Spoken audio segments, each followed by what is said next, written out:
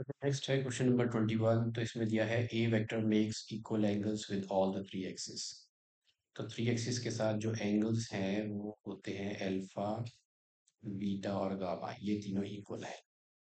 और ए वेक्टर को हम मान लेते हैं, लेट ए वेक्टर बी एल, जहाँ पे एल है डायरेक्शन कोसाइन, और ये हो जाएगा L I cap plus M J cap plus L K cap. This is your a vector. अब एल जो है that is equal to cos alpha, M जो है वो होता है कॉस बीटा, एन जो है वो रहता है कॉस गामा। तो यहाँ पे ये तीनों एंगल्स इक्वल हैं, तो यहाँ पे कॉस गामा लिख सकते हैं। इसका मतलब ये तीनों इक्वल है, एल और M is equal to N equal है। तो आपका ए वेक्टर को आप लिख सकते हो L I cap plus L J cap plus L K cap. Now हमें पता है L square plus M square plus N square जो है वो होता है वन। तो अगर अल्फा बीटा ये इक्वल है तो इसका मतलब L is equal to M is equal to N है, तो ये आ गया आपके पास। प्लस एन स्क्वायर यहाँ आ जाएगा, क्योंकि एल एम और एन इक्वल है तो L square plus L square हो जाएगा वन। थ्री एल स्क्वायर हो जाएगा one, L square is equal to one by three and L is equal to plus minus one by root three.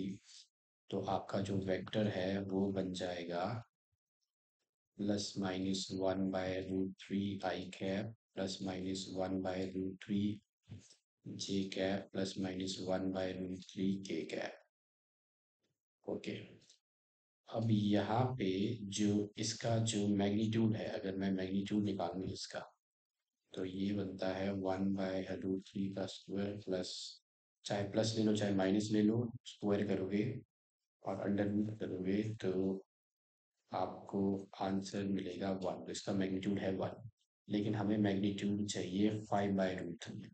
तो इसका magnitude अगर five by root three चाहिए तो इसको आपको, क्योंकि इसका मैग्नीट्यूड तो वन है, तो इसको फाइव बाय रूट थ्री से मैग्नीट्यूड मल्टीप्लाई कर देते हैं। हर एक टर्म को मल्टीप्लाई किया तो प्लस माइनस ये आ जाएगा फाइव आई कैप प्लस माइनस फाइव जे कैप प्लस माइनस फाइव के कैप। तो आपका जो वेक्टर है वो तो या फाइव आई कैप प्लस फाइव जे कैप प्लस फाइव के कैप है, और it's negative five I cap negative five J cap and और नेगेटिव फाइव के cap. So this is your answer. Okay, अब इसी का जो बी पार्ट है, अब बी पार्ट में दिया है कि alpha vector and beta vector or position vector are 2 points p and q respectively। हमें फाइंड आउट करना है position vector of, okay, this is B part. Okay, तो ये लेट्स ट्राई टू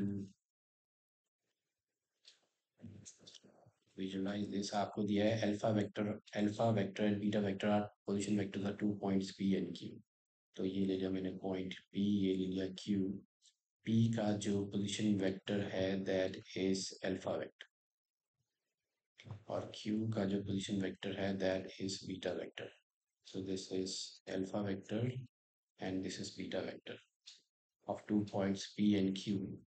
हमें फाइंड आउट करना है position vector of a point R in Q P produced. तो Q P को प्रोड्यूस किया है आर तक, सो दिस इज आर, यहाँ तक प्रोड्यूस किया है। तो इसका पोजीशन वेक्टर मान लेते हैं R. R position vector of R आपको फाइंड आउट करना है, और आपको दे रखा है Q R is equal to three by two Q P दे रखा है। तो ये है Q R and three Q P, this is Q P. So three and two. Okay, so इसी को यूज करते हैं। Let this be Q R vector is equal to three by two Q P vector, ये आपको दे रखा है।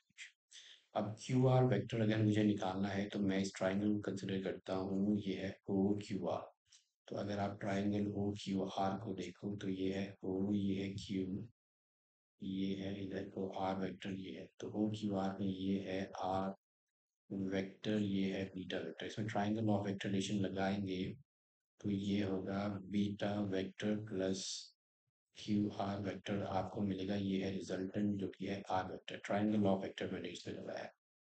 तो मुझे निकालना है क्यू आर वेक्टर हो जाएगा R vector minus beta vector. तो क्यू आर की जगह लिखूंगा R vector minus beta vector. Similarly triangle of vector addition अगर मैं लगाऊं क्यूपी के लिए, क्यूपी के लिए मुझे ट्राइंगल चाहिए ओ पी क्यू। तो ये है ओ, ये है पी, ये है क्यू, और क्यू पी जाएगा, ये है क्यू पी। तो ये है बीटा, ये है अल्फा, और ये है क्यू पी। तो ट्राइंगल ऑफ वेक्टर एडिशन इसमें हम लगाएंगे तो बनेगा बीटा वेक्टर, ये सेम ऑर्डर में beta vector plus Q P vector is equal to हो जाएगा अल्फा वेक्टर, यहाँ से मुझे चाहिए क्यू पी, तो क्यू पी वेक्टर हो जाएगा alpha vector minus beta vector. तो यहाँ लिखूंगा 3/2, this is alpha vector minus beta vector. ये आप साइड में शो कर सकते हो। अब मुझे चाहिए आर वेक्टर, मुझे फाइंड आउट करना है position vector of R which is R vector. तो दिस इज, ये हो जाएगा 3/2 alpha vector minus 3/2 beta vector. तो आर वेक्टर हो जाएगा 3/2 alpha vector minus 3/2 beta vector plus beta vector. तो is equal to 3/2 alpha vector minus 3/2 plus 4 pi, ये हो जाएगा आपका -3 + 2 माइनस बीटा वेक्टर बाय 2। तो पोजीशन वेक्टर ऑफ आर आ जाएगा, आप से लिख सकते हो 3 alpha vector minus beta vector by 2। This is the position vector of R in QP produced.